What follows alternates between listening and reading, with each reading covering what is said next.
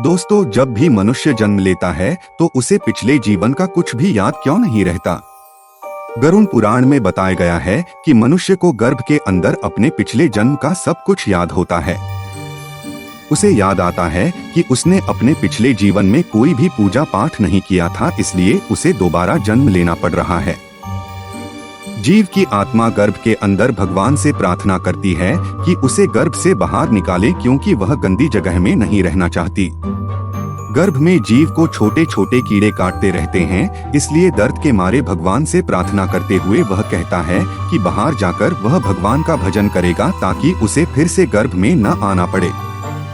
जैसे ही वह गर्भ के बाहर आता है, वह अपने पिछले जन्मों के बारे में भूल जाता है।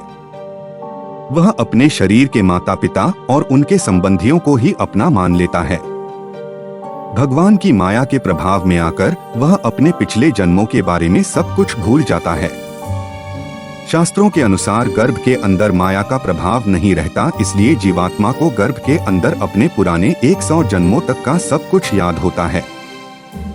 बाहर आकर जीव अपने शरीर के माता पिता को अपनी आत्मा के माता पिता मान लेता है और एक अच्छा व्यक्ति बनकर शादी हो जाने तक उनकी सेवा करता रहता है।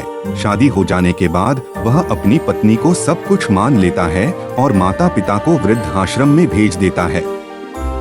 इसी क्रम से जब वह बूढ़ा हो जाता है तो अपने पोतों को सब कुछ मान लेता है और अंत में एक दिन मर जाता है। धर्मशास्त्रों के अनुसार इसी क्रम से वह दोबारा जन्म लेता है और उसके नए माता पिता बनते हैं। अब अगर उसे अपने पिछले माता पिता की याद रहे तो वह अपने नए माता पिता की सेवा कैसे कर पाएगा। इसी क्रम से जब उसकी शादी होगी तो एक नई पत्नी भी उसे प्राप्त होगी, लेकिन अगर उसे अपने पिछले जीवन की पत्नी के बारे में याद रहेगा तो वह अपनी नई पत्नी से प्रेम नहीं कर पाएगा। इसी तरह जब उसके बच्चे होंगे तो वह उन्हें पराया समझने लगेगा।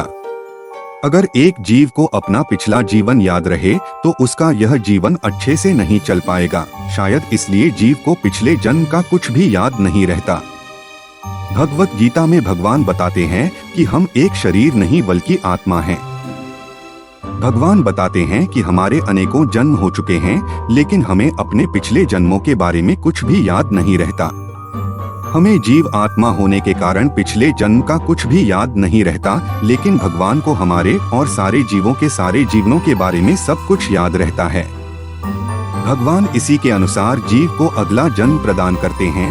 दोस्तों, आपने कभी न कभी जरूर सोचा होगा कि कुछ लोगों को तो अमीर परिवार में जन्म मिलता है और उन्हें अपने जीवन में बिना कुछ किए ही बंगला और कार मिलते हैं, जबकि एक गरीब के घर में पैदा हुए बच्चे को 2 वक्त का खाना ही मिल पाता है। क्या कारण है कि कुछ लोगों के माता पिता अमीर होते हैं, वही कुछ लोगों के माता पिता गरीब होते हैं? इसका कारण है हमारे द्वारा पिछले जन्म में किए गए कर्म। भगवान को हमारे सारे जन्मों में किए गए कर्म याद रहते हैं और उसी के अनुसार वे हमें अगला जन्म देते हैं। जो व्यक्ति अच्छे कर्म करता है उसको अगला जन्म मनुष्य का प्राप्त होता ही, जबकि जो बुरे कर्म करता है उसे नरकीय जीवन प्राप्त होता है। हम तो अपना पिछला जीवन भूल जाते हैं, तो फिर कौन है जो हमारे सारे जीवनों के कर्मों को याद रख के उनका फल हमें देता है। दोस्तों, किस भी व्यक्ति में यह शक्ति नहीं जो सारे जीवों के पिछले जीवन याद रख सके।